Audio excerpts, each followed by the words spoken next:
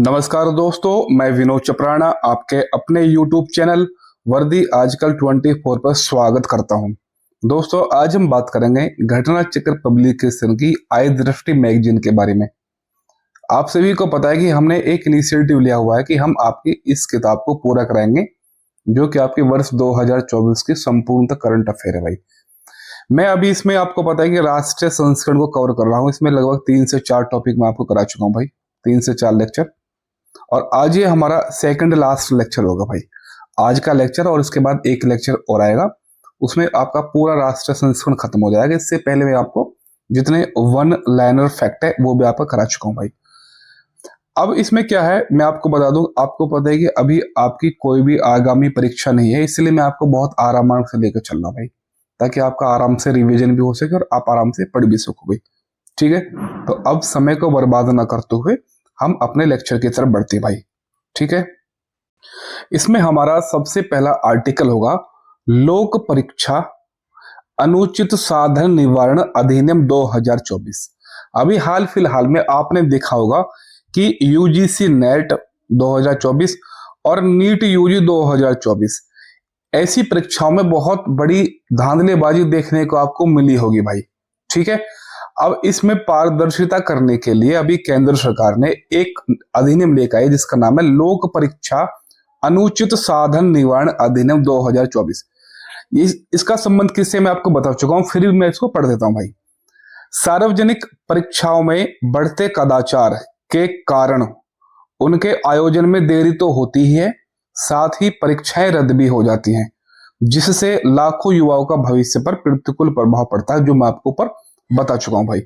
ठीक है, अब इस अधिनियम का उद्देश्य क्या है? केंद्र सरकार द्वारा लोक परीक्षा अनुचित साधन निवारण अधिनियम 2024 के प्रावधानों को लागू करने हेतु राजपत्र के माध्यम से अधिसूचना जारी की गई है।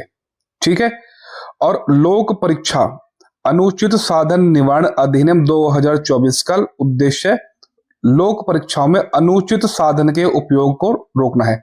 यानी जो हम अनुचित साधन होते हैं, जैसे आप टैबलेट जैसे हम ईयरफोन जैसे कोई भी साइबर अपराध बाहर से करता है भाई। जैसे आप सभी को पता है कि हम बाहर बहुत सारे वो बैठते हैं, सॉल्वर बैठते हैं, सॉल्वर यानी ये गैंग को रोकने के लिए काम किया जा रहा है भाई। तो इन सभी को रोकने के लिए ये एक काम किया जा रहा है जिसका नाम है अनुचित साधन निवारण अधिनियम 2024। अब ये कौन कौन सी परीक्षा इसमें सम्मिलित होंगी ये भी बताएगा भाई। अब उन परीक्षाओं को देखते हैं भाई, कौन कौन सी परीक्षा है भाई। ठीक है, सबसे पहला है आपका संघ लोक सेवा आयोग जो यूपीएससी है, कर्मचारी चयन आयोग एसएससी, रेलवे भर्ती बोर्ड, राष्ट्रीय परीक्षा अभिकरण जो एनटीए वगैरह होता है, बैंकिंग कार्मिक चयन, और केंद्र सरकार के मंत्रालय या विभाग और भर्ती के लिए उनके संबंध या अधीनस्थ कार्यालय जो भी है। अब ये तो था आपका अधिनियम का नाम। देखो, आपको अधिनियम का नाम बिल्कुल याद होना चाहिए कि हमारे ये अधिनियम का नाम क्या है। ठीक है, आपको नाम में ही कंफ्यूजन कर देगा भाई एग्जामिनर, तो लोग जो भी आपका नाम है ये आपको दिमाग में रखना भाई। ठीक है, अब इसमें क्या कुछ सजा का प्रावधान भी किया गया भाई। सजा, इसमें 2 तरह की सजा है भाई, वो देखें कौन कौन सा सजा है। यह अधिनियम सार्वजनिक परीक्षाओं के संबंध में कई अपराधों को परिभाषित करता है। यह किसी भी अनुचित साधन के इस्तेमाल की साजिश रचने या मिलीभगत करने पर रोक लगाता है। अनुचित साधन मतलब जैसे कान में ईयरफोन लगा देते हैं या कोई ऐसा इलेक्ट्रॉनिक डिवाइस दे देते हैं परीक्षाओं बच्चों को, तो ये अनुचित साधन हो गया। तो इसके लिए क्या करना है, पहले निर्दिष्ट अपराधों के लिए 3 से 5 साल की कैद, 3 से 5 साल की तो कैद होगी तथा 10 लाख रुपए तक के जुर्माने का प्रावधान है। अगर आप अनुचित साधन लेके जाते हो तो, या उसके प्रति कोई भी काम करते हो तो आपको 3 से 5 साल की सजा और 10 लाख रुपए तक का जुर्माना भरना पड़ेगा। और इस अधिनियम के अधीन जितने भी अपराध है, सभी अपराध संज्ञेय होंगे यानी कॉग्निजेबल होंगे, और गैर जमानती होंगे और असमनीय यानी नॉन कंपाउंडेबल होंगे भाई। ठीक है, अगर आप संगठित अपराध करते हो, यदि यह अधिनियम संगठित अपराध है, यह अधिनियम संगठित अपराधों के लिए बड़ी सजा निर्दिष्ट करता है। संगठित अपराध क्या मतलब क्या भाई? जैसे बाहर बहुत सारे सॉल्वर बैठ जाते हैं, बहुत सारे सॉल्वर बैठ जाते हैं, या एक पेपर को कई जगह भेज देते हैं। इस प्रकार से संगठित अपराध होता है भाई। अगर संगठित अपराध करते हो आप, तो आपको संगठित अपराध करने वाले व्यक्ति या व्यक्ति समूह को 5 वर्ष से लेकर 10 वर्ष तक की सजा होगी और कम से कम 1 करोड़ रुपए का जुर्माना होगा भाई। अब यहाँ पर 2 प्रकार के अपराध हो गए, एक तो अनुचित साधन ले जाने वाले अपराध और दूसरा है आपका संगठित अपराध भाई। अनुचित साधन के लिए आपके 3 से 5 साल की सजा और 10 लाख रुपए का जुर्माना, और संगठित अपराध के लिए आपको 5 से 10 साल की सजा और 1 करोड़ रुपए का जुर्माना। ठीक है, अब इसकी जांच कौन करेगा? मान लो अगर इस प्रकार से कोई व्यक्ति पकड़ा जाता है, तो न्यूनतम पुलिस उपाधीक्षक यानी डीएसपी जो सीओ रैंक का अधिकारी होता है, या सहायक पुलिस आयुक्त असिस्टेंट कमिश्नर ऑफ पुलिस की रैंक वाले अधिकारी ही इस अधिनियम के तहत अपराधों की जांच करेंगे भाई। ठीक है, ये तो आपका पूरा मामला हो गया। अभी बिहार सरकार में भी आपको पता होगा कि बीपीएससी के बहुत सारे पेपर लीक होते भाई। 24 जुलाई 2024 को बिहार विधानसभा द्वारा भी बिहार लोक परीक्षा अनुचित साधन निवारण विधेयक 2024 को पारित कर दिया गया भाई। ठीक है, यानी बिहार ने इसको पारित भी कर दिया भाई। तो ये था आपका आज का सबसे पहला लेक्चर। अब हम सेकंड लेक्चर की तरफ बढ़ते हैं भाई, यानी सेकंड आर्टिकल की तरफ बढ़ते हैं भाई। हमारा सेकंड जो आर्टिकल होगा वो होगा नालंदा विश्वविद्यालय परिसर का उद्घाटन किया जा रहा है भाई। ठीक है, इससे समेत इसकी थोड़ी सी मैं आपको पृष्ठभूमि बता दूं तो नालंदा विश्वविद्यालय की जो स्थापना की थी, इसको जो बनवाया था वो कुमार गुप्त प्रथम ने बनवाया था भाई, और एक गुप्त वंश का शासक था, और इसकी 5वीं शताब्दी ईसा पूर्व में ये स्कूल जो विश्वविद्यालय था ये बनवाया था, या मैं कह सकता हूँ कि कुमार गुप्त प्रथम का जो शासनकाल था वो 5वीं शताब्दी के आसपास था भाई। ठीक है, इसके बाद जो यहाँ पे आपके गुप्त वंश के शासक, गुप्त शासकों के बाद कन्नौज के राजा हर्षवर्धन 7वीं शताब्दी। मैं आपको बता दूं इसका मतलब क्या है। पहले ये क्या है ना, पहले ये बौद्ध बिहार था भाई, पहले बौद्ध बिहार था, फिर इसके बाद इसे क्या एक प्रकार से विश्वविद्यालय बना दे, यूनिवर्सिटी। ठीक है, गुप्त शासकों के बाद कन्नौज के राजा हर्षवर्धन जिसका कार्यकाल 7वीं शताब्दी था, तथा उसके बाद में पाल शासक जो 8वीं से 12वीं शताब्दी के बीच शासन करते रहे, आदि ने इसका संरक्षण किया। ठीक है, पहले गुप्त वंश ने, फिर आपके जो कन्नौज के शासक थे उन्होंने, राजा हर्षवर्धन जैसे शासक, फिर पाल वंश के शासकों ने इसका जो क्या है संरक्षण किया। फिर बाद में आके क्या है, जो 12वीं शताब्दी में क्या है, 12वीं शताब्दी में इस विश्वविद्यालय का पतन हो गया। क्यों पतन हो गया? क्योंकि तुर्कों का आक्रमण हुआ था भाई, आप सभी को पता है। और कौन था आपका? बख्तियार खिलजी। नालंदा विश्वविद्यालय को ध्वस्त करने वाला जो बख्तियार खिलजी था, और बख्तियार खिलजी जो है कुतुबुद्दीन ऐबक का सेनापति था भाई ये।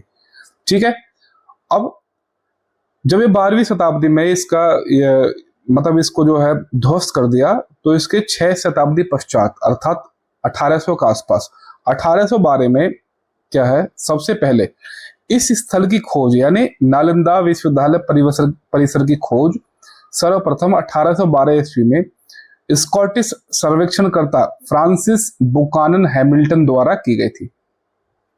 हालांकि 1861-62 ईस्वी के दौरान अलेक्जेंडर कनिंघम ने क्या ना, इसका आधिकारिक रूप से पहली बार एक प्राचीन विश्वविद्यालय के रूप में इसकी पहचान की। यानी अलेक्जेंडर कनिंघम ने इसको बताया कि ऑफिशियल तरीके से बताया कि हाँ यहाँ पे एक जो है स्कूल या कॉलेज था, इस तरीके से बताया भाई। फिर 2006 के आसपास जो है हमारे डॉक्टर APJ अब्दुल कलाम ने भी इसका जो है पुनः उद्धार कराया भाई। ठीक है, अब देखते हैं कुछ देशों ने भी इसके लिए योगदान दिया था, जैसे सिंगापुर की सरकार ने, जैसे फिलीपींस की सरकार ने, फिर बाद में थाईलैंड की सरकार ने भी इसके लिए बहुत सारा योगदान दिया था भाई। ठीक है, आगे बढ़ते हैं। अब इसके बारे में समझते हैं हम जो है ये जो अब स्मरणीय तथ्य है, हमको क्या याद रखना है भाई? हमको याद रखना है कि बिहार के नालंदा जिले में स्थित राजगीर में प्रधानमंत्री नरेंद्र मोदी ने नालंदा विश्वविद्यालय परिसर का उद्घाटन किया था भाई। कहाँ पे भाई? ये किस जिले में बिहार के? तो बिहार के नालंदा जिले में स्थित है पहली बात तो। और इसके लिए मैं बता दूं, नालंदा विश्वविद्यालय अधिनियम 2010 लागू किया था भाई। ठीक है, और इसके जो कार्य होंगे वो नई दिल्ली से रेगुलेट होंगे। नई दिल्ली स्थित अपने कार्यालय से सारे कार्य करना प्रारंभ करेगा भाई। ठीक है भाई। और इसे जो है 455 एकड़ भूमि प्रदान की गई है बिहार सरकार ने। बिहार सरकार ने नए नालंदा विश्वविद्यालय के स्थायी परिसर यानी परमानेंट कैंपस के लिए 455 एकड़ भूमि प्रदान की है भाई।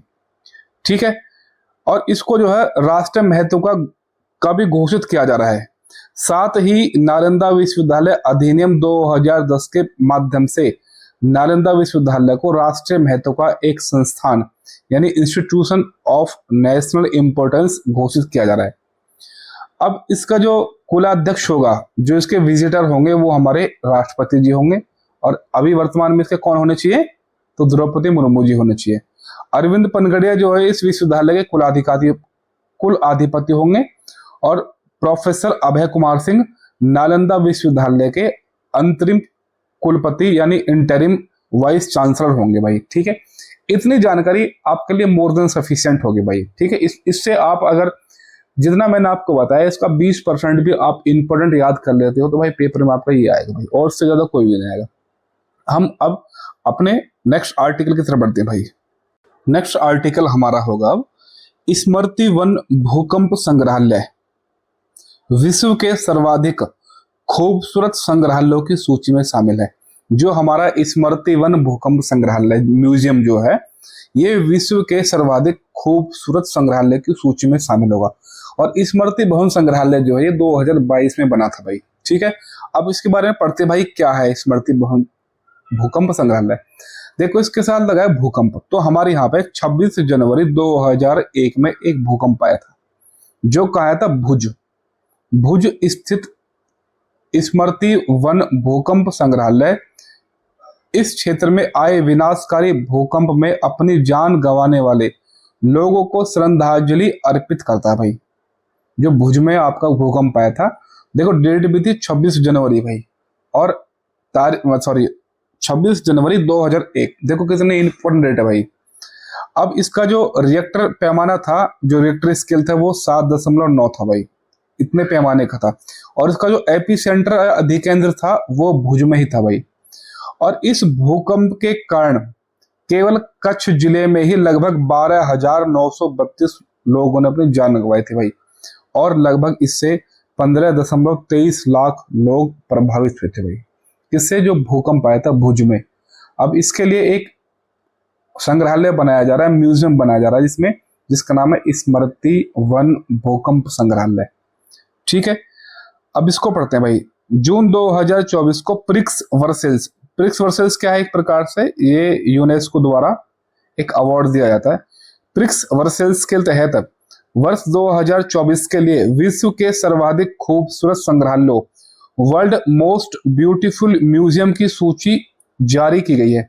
उल्लेखनीय है कि प्रिक्स वर्सेल्स के इतिहास में यह पहला अवसर है जब विश्व के सर्वाधिक खूबसूरत संग्रहालयों की सूची तैयार की गई है।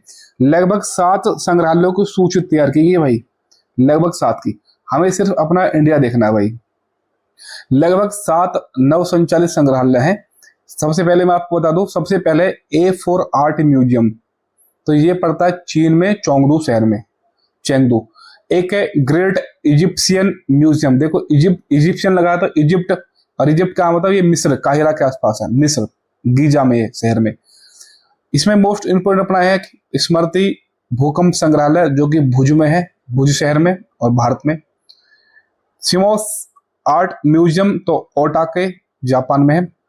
पैलेस हेटलू तो ये आपका नीदरलैंड में है, अपेलडोर्न में। ओमान एक्रॉस एजेस म्यूजियम ये ओमान में है भाई, मनाह में। और पोलिश हिस्ट्री म्यूजियम ये आपका पोलैंड में है, जिसकी राजधानी वारसा या वारसो है। ठीक है भाई। अब इसके बारे में पढ़ते थोड़ा सा और। ये जो अपना भुज स्थित गुजरात में जो भुज है स्मृति वन भूकंप संग्रहालय को यूनेस्को द्वारा प्रतिष्ठित प्रिक्स वर्सेल्स अवार्ड के लिए अपनी सूचीबद्ध किया गया, शॉर्टलिस्ट करा गया भाई। और यह भारत में स्थित पहला ऐसा संग्रहालय है जिसे इस अवार्ड के लिए चयनित किया है भाई। ये मोस्ट इंपोर्टेंट क्वेश्चन होगा भाई। दूसरा, 28 अगस्त 2022 को प्रधानमंत्री मोदी ने स्मृति भूकंप स्मारक एवं संग्रहालय का उद्घाटन किया था भाई। ठीक है जी। यह आधुनिक भारत में अब तक निर्मित सबसे बड़ा स्मारक और संग्रहालय है भाई। लार्जेस्ट मोस्ट अर्न म्यूजियम होगा भाई ये।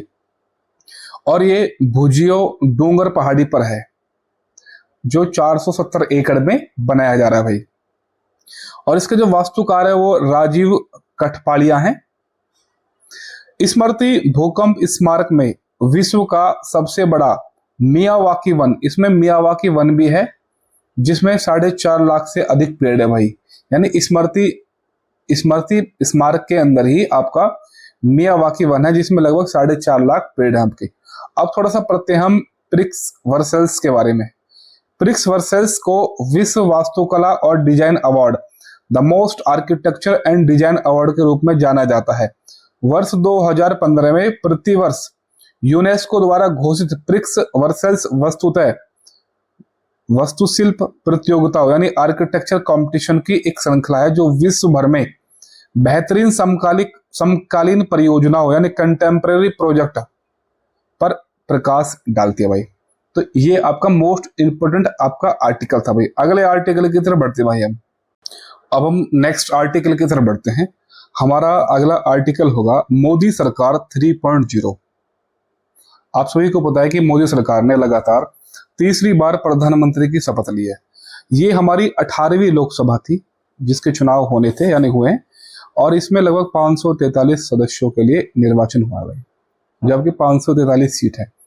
और ये आपका जो चुनाव है ये 7 चरणों में हुआ था, और इन 7 चरणों में 3 स्टेट ऐसे थे जिनके सातों के 7 चरणों में मतदान हुए।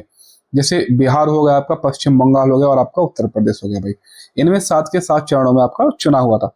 और मैं आपको बता दूं ये इस बार का 2nd नंबर का सबसे बड़ा चुनाव था। इससे पहले जब आम चुनाव हुए थे 1951-52 में, वो सबसे बड़ा चुनाव था भाई। ठीक है। इस बार की 2 खूबियां थे इस चुनाव में। एक तो सबसे पहली ये कि घर से मतदान करने की सुविधा प्रदान की गई थी इलेक्शन कमीशन ने। यानी जिनकी उम्र 85 वर्ष से अधिक है और जो दिव्यांगता लोग हैं, यानी जो बेंचमार्क जिनकी डिसेबिलिटी है, उनके लिए भी जो है यहाँ पे बहुत अच्छी सुविधा की गई थी। एक तो 85 साल से अधिक बुजुर्ग जो है, प्लस जो दिव्यांग लोग हैं उनके लिए दिव्यांग। और यहाँ पर एक चीज और है, ये पहली बार था जब ग्रेट निकोबार द्वीप की शैम्पेन जनजाति ने पहली बार आम चुनाव में 2024 में मतदान किया। इस चीज को देखते हुए इलेक्शन कमीशन ने अपना आइकॉन भी जो है, इलेक्शन कमीशन का जो राष्ट्रीय आइकॉन है वो किसे चुना गया था, राजीव अर्जुन पुरस्कार विजेता और पैरा तीरंदाज शीतल देवी को भाई। शीतल देवी को चीफ इलेक्शन कमीशन का आइकॉन चुना गया था, इसलिए ताकि शैम्पेन जनजाति को वो अप्रोच कर सके, ताकि मुख्य धारा में सभी को शामिल किया जा सके भाई। ठीक है। मैं आपको बता दूं जब 6 जून 2024 को आंकड़े जारी हुए थे इस इलेक्शन के, और जारी आंकड़ों के अनुसार जितने भी राज्य हैं और केंद्र शासित प्रदेश हैं, इन सभी में लक्षद्वीप में सबसे ज्यादा वोट गिरे हैं। कितने? 84.16। अगर मैं बिहार की बात करूं तो बिहार में सबसे कम वोट डले हैं भाई, 56.19 मात्र। अगर मैं अपने उत्तर प्रदेश की बात करूं तो मात्र 56.92% आपके वोट डले हैं भाई। और अब मैं बता दूं, देखो चुनाव हुआ था आपका 543 सीटों पर होना था, लेकिन 542 सीटों पर ही चुनाव हुआ था भाई। क्यों? क्योंकि एक सीट जो थी उसमें निर्विरोध चुने गए हैं आपके मुकेश कुमार चंद्रकांत दलाल। ये सूरत सीट से है भाई, सूरत सीट से है ये, जो गुजरात की है, और इन्हें निर्विरोध चुन लिया गया था भाई। ये आपके बीजेपी से है भाई। ठीक है। और 18वीं लोकसभा में बीजेपी को कितनी सीट मिली है भाई? 240। और कांग्रेस को कितनी मिली है? 99। और समाजवादी पार्टी जो कि इस बार तीसरे नंबर की सबसे बड़ी पार्टी उभर के आए थे भाई, तो सपा को कितनी वोट मिली थी आपके भाई? 37 सीट इसको मिली थी भाई। ठीक है। तो बीजेपी को कितनी भाई? 240। ये वही बीजेपी जिसको लास्ट टाइम 303 मिली थी भाई। कांग्रेस को मिली है 99, जो पिछली बार अपना बहुमत भी सिद्ध नहीं कर पाई थी, 52 वोट मिले थे पिछली बार। और इस बार समाजवादी पार्टी को 37 मिली है, जो कि पहले 5 सीटें मिली थी आपकी। ठीक है भाई। राहुल गांधी के बारे में बता रहे थे कि राहुल गांधी जो है वो 2 सीटों से लड़े थे भाई, रायबरेली और वायनाड। आपको पता है कि 99 सीट मिली है आपकी कांग्रेस को, उसमें से 1 सीट आप मतलब 2 सीट पर हो गए आपके राहुल गांधी। तो राहुल गांधी जी को 1 सीट जो उनकी वायनाड की सीट है, वायनाड सीट को छोड़ना पड़ेगा, बाकी जो उनकी रायबरेली की सीट है उनको ही वो रखेंगे। तो इसलिए अब इनकी 98 रहेगी भाई सांसदों की संख्या जो है, ठीक है। और सबसे अच्छा प्रदर्शन इसमें जो है समाजवादी पार्टी ने किया था, जो कि लोकसभा उत्तर प्रदेश के 80 सीटों में से 37 सीटें पाई हैं भाई। अब देख लेते हैं सबसे बड़ी जीत कौन कौन सी थी भाई इस बार जो लोकसभा में। तो 3 सबसे बड़ी जीत थी। ये थी रकीबुल हुसैन जो कि नेशनल मतलब कांग्रेस से थे, इन्होंने लगभग 10 लाख प्लस वोटों से जीते थे असम धुबरी। शिवराज सिंह चौहान लगभग 8 लाख प्लस वोटों से जीते हैं भाई, विदिशा MP। और CR पाटिल AB BJP से लगभग 7 लाख वोट से अधिक जीते हैं, ये नवसारी गुजरात से भाई।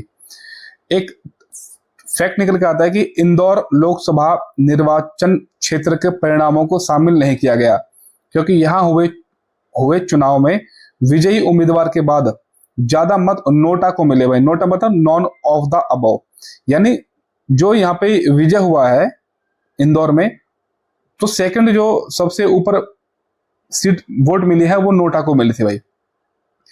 अब 18वीं लोकसभा में सबसे युवा सांसद कौन है, तो पुष्पेंद्र सरोज सबसे युवा सांसद है और ये समाजवादी पार्टी से है। ये प्रयागराज के तो रहने वाले हैं उत्तर प्रदेश के, और इनका संसदीय क्षेत्र कौन सा है, तो कौशाम्बी भाई। ये यूपी स्पेशल के लिए बहुत इंपॉर्टेंट होगा भाई। और सेकंड क्या है, सबसे युवा महिला सांसद कौन है भाई, तो प्रिया सरोज है, ये वाराणसी की है, ठीक है भाई। और ये मछली शहर संसदीय निर्वाचन क्षेत्र का, ये भी बहुत इंपॉर्टेंट हो सकता है आपके पेपर के लिए भाई।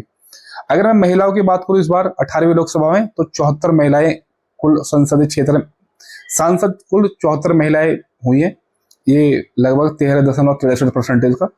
और पिछली बार से ये 4 सीटें कम मिली है महिलाओं को, पिछली बार 19 में आपकी 78 सीटें थी भाई। और लगातार तीसरे कार्यकाल के दौरान हमारे मोदी जी जो है वो तीसरी बार लगातार प्रधानमंत्री बन गए हैं, और ऐसा करने वाले वो सेकंड व्यक्ति बन गए जो इन्होंने, ये नेहरू के बाद सेकंड बन गए भाई, यानी पहले नंबर पर नेहरू हैं ऐसा खिताब पाने के लिए, और सेकंड नंबर पे हमारे मोदी जी हैं। पड़ोसी देश और हिंद महासागर क्षेत्र के नेता कौन कौन थे वो देख लेते हैं भाई, जो शपथ ग्रहण में आए थे। रानिल विक्रमसिंघे श्रीलंका के राष्ट्रपति, अब चेंज हो गए। डॉक्टर मोहम्मद मोइजी मालदीव का राष्ट्रपति, इनसे हमारी अच्छी बनती नहीं भाई। शेख हसीना बांग्लादेश की तत्कालीन प्रधानमंत्री, इनका तख्ता पलट हो गया। परविंद्र कुमार जगन्नाथ मॉरिशस के प्रधानमंत्री। पुष्प कुमार कमल दहल प्रचंड नेपाल के तत्कालीन प्रधानमंत्री, ये भी चेंज हो गए भाई। शेरिंग तोब्गे भूटान के PM, और अहमद अफीक सेशल्स के उपराष्ट्रपति, ठीक है भाई। ये था आपका जो मोदी 3.0 का कार्यकाल। अब हम नेक्स्ट आर्टिकल की तरफ बढ़ते हैं। 4 राज्यों में विधानसभा चुनाव हुए थे भाई। हमारा नेक्स्ट आर्टिकल होगा 4 राज्यों में विधानसभा चुनाव संपन्न 2024। ये जब की बात है जब हमारे 18वीं लोकसभा के चुनाव हो रहे थे भाई। तो ये 4 राज्यों में कौन कौन से 4 राज्य हैं, तो आंध्र प्रदेश, अरुणाचल प्रदेश, ओडिशा और आपका सिक्किम। अब पहले आंध्र प्रदेश विधानसभा चुनाव की बात कर लेते हैं भाई।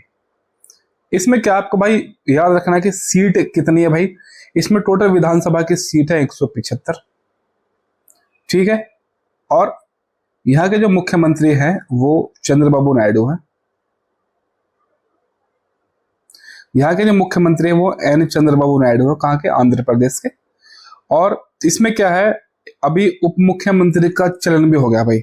तो उप मुख्यमंत्री बनाया गया है पवन कल्याण को। ये वही पवन कल्याण है जो तेलुगु अभिनेता है और जनसेवा पार्टी के संस्थापक भी भाई। सेकंड आपका ओडिशा विधानसभा चुनाव 2024 ओडिशा में हुआ है। तो यहाँ पे ओडिशा में 147 सीट है, और ओडिशा के मुख्यमंत्री बन गए आपके बीजेपी के मांझी, मोहन चरण मांझी, ये नए मुख्यमंत्री बन गए भाई ओडिशा के।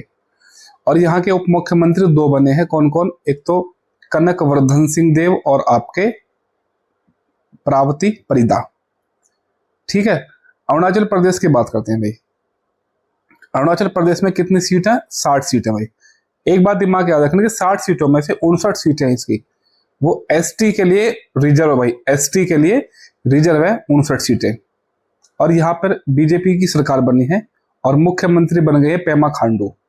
और पेमा खांडू जो है वो लगातार तीसरे कार्यकाल के लिए अरुणाचल प्रदेश के मुख्यमंत्री हो गए। और यहाँ पे उप मुख्यमंत्री कौन बन गए? तो चोवना मीन, चोवना मीन। अब बात करते हैं सिक्किम विधानसभा निर्वाचन क्षेत्र 2024 की। तो सिक्किम में टोटल आपकी सीट 32 है। आपको पता है कि एक अपवाद भी है भाई ये आपका विधानसभा का। और यहाँ पे प्रेम सिंह तवांग मुख्यमंत्री बन गए सिक्किम के, जो कि सिक्किम क्रांतिकारी मोर्चा पार्टी से भाई। तो ये थे आपके 4 राज्यों के विधानसभा चुनाव। अब हम नेक्स्ट आर्टिकल की तरफ बढ़ते हैं भाई। अब हमारा नेक्स्ट आर्टिकल होगा धार्मिक अल्पसंख्यकों की हिस्सेदारी, एक अंतर्देशीय विश्लेषण। ये एक तरीके से जो आर्टिकल है ये एक रिपोर्ट भी है 1950-2015 के बीच। 1950 से 2015 के बीच ये रिपोर्ट है जिसका नाम है धार्मिक अल्पसंख्यकों की हिस्सेदारी, एक अंतर्देशीय विश्लेषण। और इस रिपोर्ट को EACPM यानी economic advisor council to the prime minister यानी प्रधानमंत्री की आर्थिक सलाहकार परिषद द्वारा एक अध्ययन प्रकाशित किया गया है। इस अध्ययन को धार्मिक अल्पसंख्यकों की हिस्सेदारी, एक अंतर्देशीय विश्लेषण 1950 से 2015 के नाम से प्रकाशित किया गया है।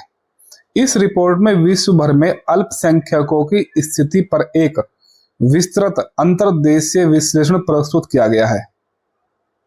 ठीक है, अल्पसंख्यकों की स्थिति को 65 वर्षों की अवधि में यानी 1950 से लेकर 2015 के मध्य किसी देश की जनसंख्या में उनकी बदलती हिस्सेदारी के पदों में मापा गया है। इस रिपोर्ट में 167 देशों पर ध्यान केंद्रित किया गया है, जिनमें वर्ष 1950 में बहुसंख्यक धार्मिक जनसंख्या की कुल जनसंख्या में हिस्सेदारी 50% से अधिक थी। यानी ये बता रहा है कि 1950 और आपकी 1950 से लेकर 2015 तक जो उस समय हमारे मेजॉरिटी थी, हमारी जो बहुसंख्यक थे, मतलब जिसकी जनसंख्या 50% से ज्यादा थी, प्लस अब देख रहा है कि जो हमारे अल्पसंख्यक है, जो हमारे अल्पसंख्यक आज 2015 यानी 1950 से लेकर आज 2015 में हमारे अल्पसंख्यकों का प्रतिशत कितना रहा है, घटा है, बढ़ा है, किस प्रकार से रहा है, ये बता रहा है भाई। अब हम देखेंगे कि वर्ष 1950 से वर्ष 2015 के मध्य भारत में कुल जनसंख्या में हिंदुओं की हिस्सेदारी में 7.82% की कमी दर्ज की गई है, जबकि कुल जनसंख्या में मुसलमान, ईसाई और सिख की हिस्सेदारी बढ़ी है भाई। हिंदुओं की कितनी घटी है भाई? तो 7.82% से हिंदू आपका कम हो गया भाई जनसंख्या में। ठीक है, बाकी मुस्लिम, ईसाई और आपके सिखों की हिस्सेदारी में आपकी वृद्धि हुई है। अब देखते हैं कि 1950 में कितनी थी हिंदुओं की जनसंख्या और आज कितनी है भाई। वर्ष 1950 में भारत में बहुसंख्यक हिंदू समुदाय की हिस्सेदारी कुल जनसंख्या में जहां 84.68% थी, वहीं यह घटकर 2015 में 78.06 हो गई है। यानी 1950 में जब देश आजाद हुआ था आसपास में, तो 84.68% थी हिस्सेदारी 100 में से, और आज ये हिस्सेदारी 78.06% हो गई है। यानी कितनी घटी है? तो 7.82% ये हमारी घट गई है हिंदू जनसंख्या में। अब मुस्लिम के बारे में देखते हैं। भारत में वर्ष 1950 में कुल जनसंख्या में मुस्लिम आबादी का हिस्सा 9.84 था कब? 1950 में, और 2015 में ये बढ़ के कितना हो गया भाई? 14.09%। ठीक है, यह बढ़ोतरी भारत में मुस्लिम आबादी की हिस्सेदारी में वर्ष 1950 से 2015 के मध्य 43.15% की वृद्धि को प्रदर्शित करता है। यानी पहले थी 9.84%, अब हो गई है 14.09% भाई। तो इसमें कितने परसेंट की वृद्धि हुई है? तो इसमें लगभग 43.15% की वृद्धि हुई भाई। अब आप कहोगे भाई ये तो 9 से 14 5% हुई है। मैं ये परसेंट में बता रहा हूं भाई कि कितने परसेंट की वृद्धि है भाई। अब भारत में ईसाई आबादी का हिस्सा 2.24% से बढ़कर 2.26% हो गया है। यानी 2.24% भारत में जब 1950 में थे आपके ईसाई, और आज ईसाई कितने हैं? 2.36। यानी 1950 से 2015 के बीच कितने परसेंट की वृद्धि हुई है? तो 5.38 की। अब सिखों के बारे में देखते हैं। भारत में सिख आबादी का हिस्सा वर्ष 1950 से 50 में 1.24% था। अब ये 2015 में कितना हो गया? 1.85। जो सिख आबादी में इस अवधि के दौरान कितनी वृद्धि हुई भाई? तो 6.58% की वृद्धि को दर्शाता है। 1950 से 2015 की अवधि के दौरान भारत में बौद्ध जनसंख्या में भी वृद्धि दर्ज की गई है। 1950 में कुल जनसंख्या में इसकी हिस्सेदारी कितनी थी? तो आधी थी, मतलब 0.05%। और अब 2015 में कितनी हो गई है? 0.8% भाई। अब इंपॉर्टेंट क्वेश्चन क्या है? इंपॉर्टेंट क्वेश्चन आपके समक्ष ये है, आपने देखा होगा कि हिंदू की जनसंख्या में गिरावट देखने को मिले परसेंट में, और यही आपके जैन समुदाय में भी आपको गिरावट देखने को मिलेगी। भारत की जनसंख्या में जैन समुदाय की हिस्सेदारी वर्ष 1950 में कितनी थी भाई? 0.45%। और अब घटकर कितने हो गई भाई ये 2015 में? तो 0.036% हो गई है 2015 में भाई ये। तो अब क्या ये डाटा आपसे पेपर में पूछेगा? तो भाई ये डाटा पेपर में आपसे कभी भी नहीं पूछेगा भाई। एक आध डाटा पूछ लेगा भाई, लेकिन स्टेटमेंट में क्वेश्चन पूछ लेगा कि सभी जितने भी आपके समुदाय है उसमें प्रतिशत में वृद्धि हुई है भाई। तो गलत हो जाएगा भाई, सभी में नहीं हुई भाई। अगर हिंदू को छोड़ दूं, अगर मैं आपके जैनों को छोड़ दूं, तो भाई फिर सभी में वृद्धि देखने को मिल रही है। बाकी हिंदू में कमी देखने को मिल रही है और जैन में कमी देखने को मिल रही है। स्टेटमेंट वाइज क्वेश्चन पूछ सकता है भाई आपसे। अब 5 गैर मुस्लिम देशों में से म्यांमार, भारत और नेपाल में बहुसंख्यक धार्मिक संप्रदाय की हिस्सेदारी में गिरावट देखने को मिली भाई, जबकि श्रीलंका और भूटान में इनकी हिस्सेदारी में क्या है? वृद्धि देखने को मिली है भाई। ठीक है भाई। अब नेक्स्ट आर्टिकल की तरफ बढ़ते हैं भाई, जो हमारा नागरिकता संशोधन नियम 2024 है। अब हम अपने नेक्स्ट आर्टिकल नागरिकता संशोधन नियम 2024 को देखेंगे। ठीक है भाई, क्या कहता है हमारा ये अधिनियम? ये कह रहा है कि वर्ष 2019 में धार्मिक उत्पीड़न या ऐसे उत्पीड़न के डर के कारण पाकिस्तान, बांग्लादेश और अफगानिस्तान से पलायन कर भारत आए अल्पसंख्यक समुदाय, जिसमें हिंदू, बौद्ध, जैन, सिख, पारसी और ईसाई शामिल थे। यानी धार्मिक उत्पीड़न उनके साथ हुआ है या उत्पीड़न के डर से। किन देशों से? 3 देशों से। देश कौन कौन से? पाकिस्तान, अफगानिस्तान और आपका बांग्लादेश। ये 3 देश हैं। 3 देशों से जो 6 समुदाय के लोग हैं, जो अल्पसंख्यक है, जो माइनॉरिटी है, उनके बारे में बोल रहा है। तो उन देशों में ये माइनॉरिटी है भाई। पाकिस्तान, बांग्लादेश और अफगानिस्तान में हिंदू माइनॉरिटी ही है। बेशक हमारे देश हिंदुस्तान में मेजोरिटी में हो। तो कौन कौन से समुदाय है भाई? तो हिंदू, बौद्ध, जैन, सिख, पारसी और ईसाई। याद क्या रखना है? याद रखना है कि इसमें मुस्लिम शामिल नहीं है भाई, क्योंकि आपको पता है कि मुस्लिम कंट्री है, तो मुस्लिम कंट्री में मुस्लिम आपका मेजॉरिटी में ही होगा भाई। ठीक है। भारत की नागरिकता प्रदान करने के लिए दिसंबर 2019 में नागरिकता संशोधन विधेयक 2019 को संसद में पेश कर दिया भाई। यानी जो 3 देशों से 6 समुदाय के लोग हैं, इनके बारे में बोल रहे हैं भाई। अब नागरिकता संशोधन अधिनियम 2019 से पाकिस्तान, बांग्लादेश और अफगानिस्तान से आए हजारों हिंदू, सिख, बौद्ध, जैन, पारसी या ईसाई प्रवासियों को लाभ मिलेगा, और इसके लिए जो 31 दिसंबर 2014 तक भारत में प्रवेश कर चुके हो और भारत की नागरिकता चाहते हो। भाई डेट आपको मोस्ट इंपोर्टेंट है। 31 दिसंबर 2014 को जो भारत आ गए हो, वो अब क्या है ना, वो अब पात्र हैं नागरिकता के लिए। अब वो अपना आवेदन कर सकते हैं। और आवेदन के लिए क्या क्या शर्त है, क्या क्या चीज चाहिए? तो भारतीय नागरिकता के लिए अहर्ता प्राप्त करने के लिए आवेदकों को अपने मूल देश, ये बताना पड़ेगा कि आप पाकिस्तान से आए हो, अफगानिस्तान से आए हो या आप बांग्लादेश से आए हो। अपना धर्म बताना होगा, जो 6 समुदाय है कि आप हिंदू हो, पारसी हो, जैन हो, बौद्ध हो, सिख हो या ईसाई हो। और भारत में प्रवेश की तारीख क्या है आपकी, 31 दिसंबर से पहले की कौन सी आपकी डेट है भाई। और आपको संविधान की 8वीं अनुसूची में निर्दिष्ट भाषाओं में से एक भारतीय भाषा का ज्ञान साबित करना पड़ेगा। यानी जो भारतीय संविधान की 8वीं अनुसूची में 22 भाषाएं हैं, आपको एक भाषा के बारे में दिखाना पड़ेगा कि एक भाषा आपको पूर्ण तरीके से आती है भाई। ठीक है।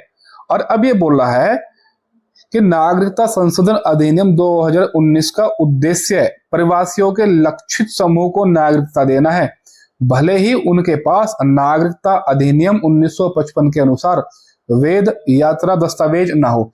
यानी उनके पास 1955 का कोई भी वैध दस्तावेज ना हो, लेकिन 2019 में वो 31 दिसंबर 2014 से पहले आ गया है, तो हम उनको नागरिकता देने के लिए बाध्य मानेंगे।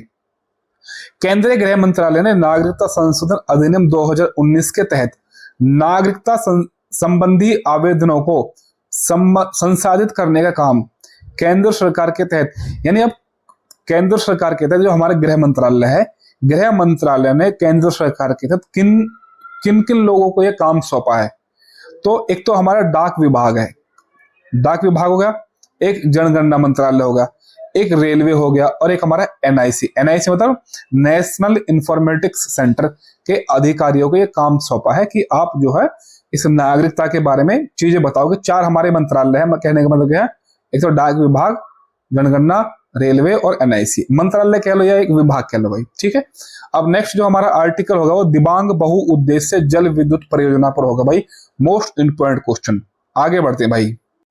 नेक्स्ट आर्टिकल है हमारा दिबांग बहुउद्देश्य जल विद्युत परियोजना। दिबांग बहुउद्देश्य जल विद्युत परियोजना ये अरुणाचल प्रदेश की एक परियोजना है। दिबांग बहुउद्देश्य जल विद्युत परियोजना एक जल विद्युत सह बाढ़ नियंत्रण योजना है। यानी जल विद्युत के साथ साथ, यानी इस पे ये जल विद्युत परियोजना तो है ही, दूसरा एक प्रकार से बाढ़ नियंत्रण योजना भी है। यानी इस पे क्या ना, एक प्रकार से हम एक सीढ़ी लगाएंगे भाई, कंक्रीट की सीढ़ी। इस परियोजना की जो क्षमता है वो 2880 मेगावाट है भाई। ठीक है। और इस परियोजना का निर्माण अरुणाचल प्रदेश के निचली दिबांग घाटी में है, और यह दिबांग नदी पर बनाई जा रही है परियोजना। ठीक है भाई। किस राज्य में है, तो अरुणाचल प्रदेश राज्य में। क्षमता कितनी है, 2880 मेगावाट। उद्देश्य क्या है, एक तो आपका जल विद्युत, दूसरा आपका बाढ़ पर नियंत्रण, दोनों इसके उद्देश्य हैं।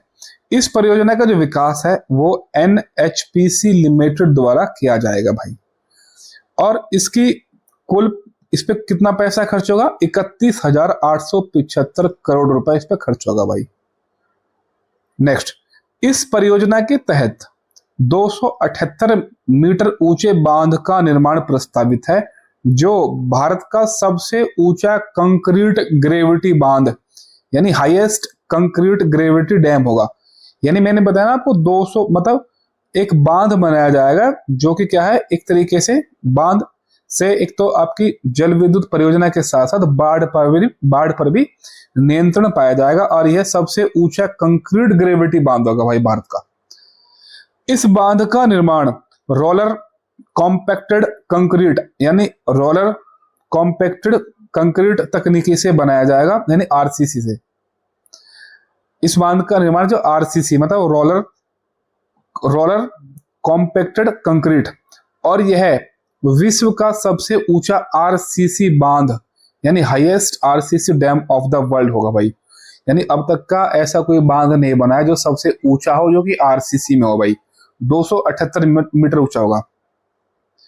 इस बांध का लक्ष्य अपने चरम पर, यानी एट इट्स पीक, 1 महीने में 5 लाख क्यूबिक मीटर से अधिक जल का संग्रहण करना है, और ऐसा करने वाला यह विश्व का पहला बांध होगा भाई। क्योंकि देखो, जब हम इस 5 लाख क्यूबिक मीटर पानी को रोक लेंगे, तो पहली बात तो क्या है ना, एक प्रकार से ये बाढ़ पर नियंत्रण पा लेगा, और इसी के लिए यह क्या है, विश्व का सबसे पहला बांध होगा जो 5 लाख क्यूबिक मीटर जल को ग्रहण कर लेगा भैया, संग्रहण कर लेगा उसका। दिबांग बहुउद्देश्य जल विद्युत परियोजना से विद्युत उत्पादन तो होगा ही, साथ ही यह परियोजना बाढ़ नियंत्रण में भी सहायक होगी, जो मैं आपको ऊपर बता चुका हूं भाई। यह परियोजना अरुणाचल प्रदेश के विकास के लिए 12% मुफ्त विद्युत प्रदान करेगा, यानी 12% तो मुफ्त बिजली पूरे अरुणाचल प्रदेश को होगी। साथ ही स्थानीय क्षेत्र विकास निधि लोकल एरिया डेवलपमेंट फंड के लिए अतिरिक्त 1% मुफ्त विद्युत प्रदान भी करेगा। किसके लिए? LEDF के लिए, यानी लोकल एरिया डेवलपमेंट फंड के लिए अतिरिक्त 1% ये मुफ्त बिजली भी देगा भाई। अब एक तथ्य देखते हैं भाई, अन्य महत्वपूर्ण तथ्य क्या है इसमें? सिद्रापोंग जल विद्युत स्टेशन, सिद्रापोंग जल विद्युत स्टेशन जो है भारत का सबसे पुराना जल विद्युत स्टेशन है, जो कि दार्जिलिंग में है, पश्चिम बंगाल में। ठीक है भाई, इस जल विद्युत स्टेशन को 10 नवंबर 1897 में को तैनात किया गया था। इसकी स्थापित क्षमता जो है, इसकी स्थापित क्षमता के संदर्भ में विश्व का सबसे बड़ा संचालित जल विद्युत संयंत्र चीन स्थित 3 गार्जियन संयंत्र यानी 3 गार्जियन प्लांट है, जिसकी क्षमता कितनी है? 22.5 गीगावाट भाई। ठीक है भाई, नेक्स्ट आर्टिकल हमारा जो होगा वो सैला सुरंग से होगा भाई। हमारा नेक्स्ट आर्टिकल है सैला सुरंग राष्ट्र को समर्पित।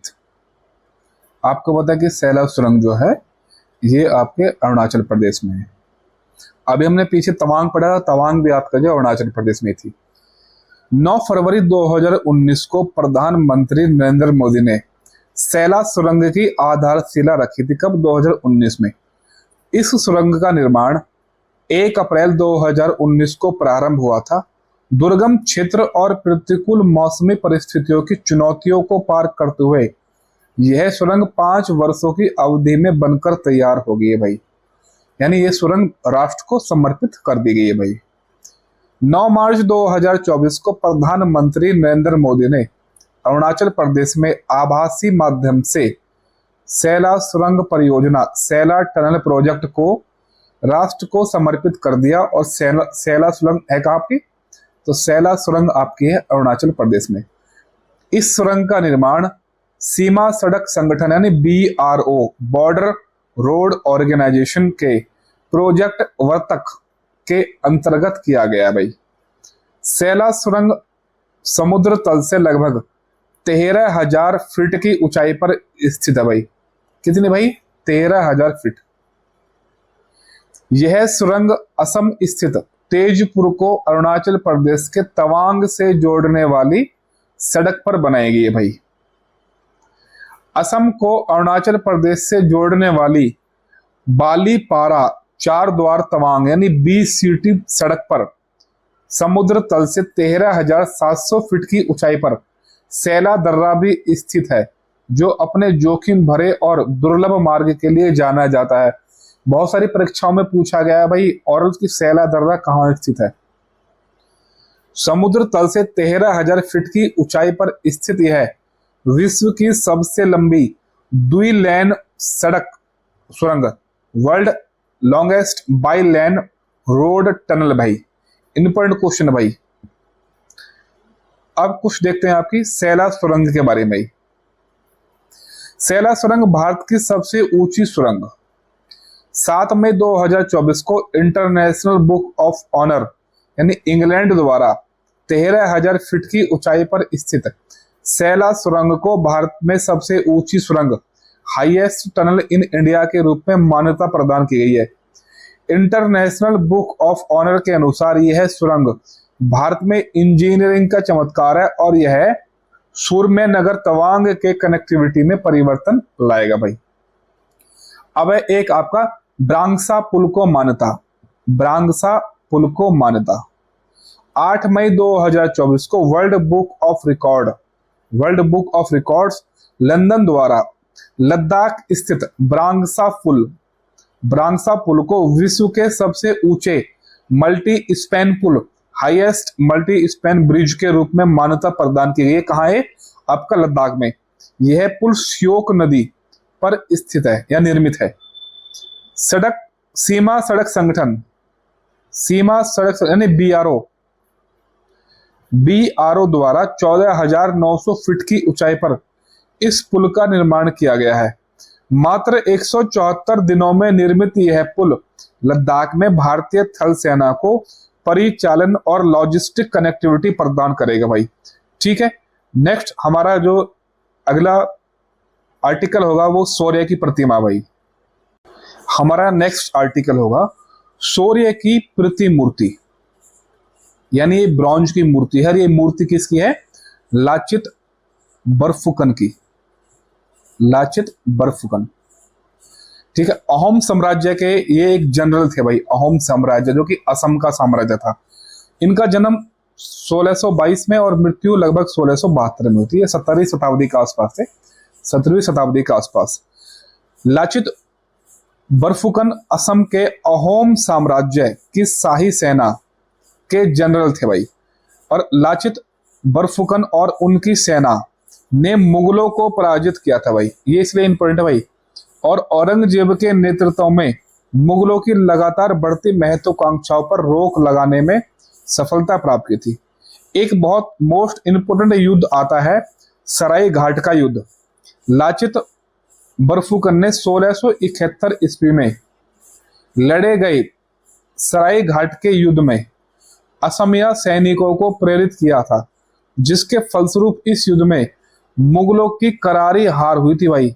यानी इस युद्ध में आपके मुगल सेना की करारी हार हुई थी।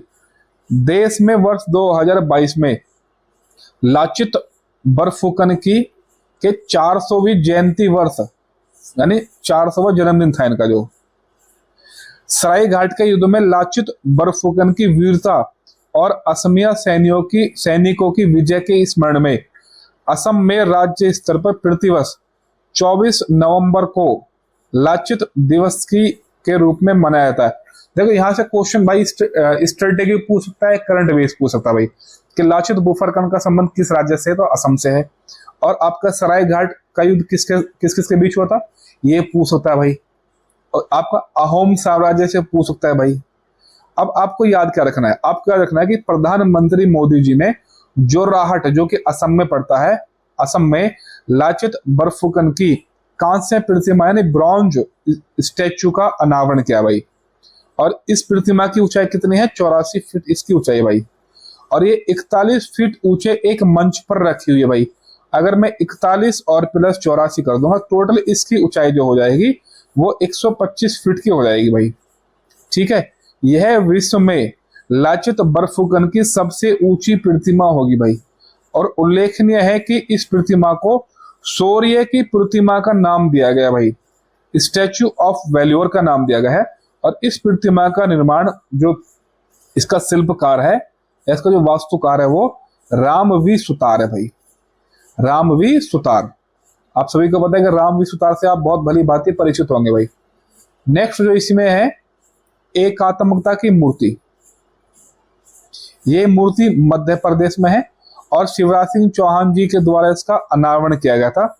एकात्मकता की मूर्ति, स्टैच्यू ऑफ वननेस, ये आदि गुरु शंकराचार्य की मूर्ति है और मध्य प्रदेश के खांडवा जिले में स्थित है भाई। ये 108 फीट की ये आपकी ऊंची प्रतिमा भाई ये। ठीक है, ये मोस्ट इंपोर्टेंट क्वेश्चन रहेगा भाई। नेक्स्ट क्वेश्चन आपका स्टैच्यू ऑफ सोशल जस्टिस।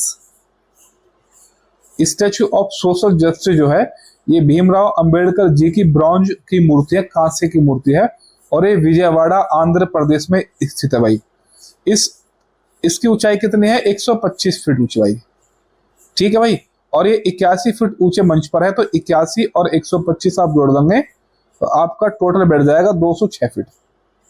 यह विश्व में डॉक्टर भीमराव अंबेडकर की सबसे ऊंची प्रतिमा होगी। और इनकी दूसरी सबसे ऊंची प्रतिमा आपकी हैदराबाद में भाई। ठीक है भाई, नेक्स्ट लेक्चर की तरफ बढ़ते हैं। संसदीय विशेषाधिकार पर ऐतिहासिक निर्णय, ये हम कल से स्टार्ट करेंगे भाई।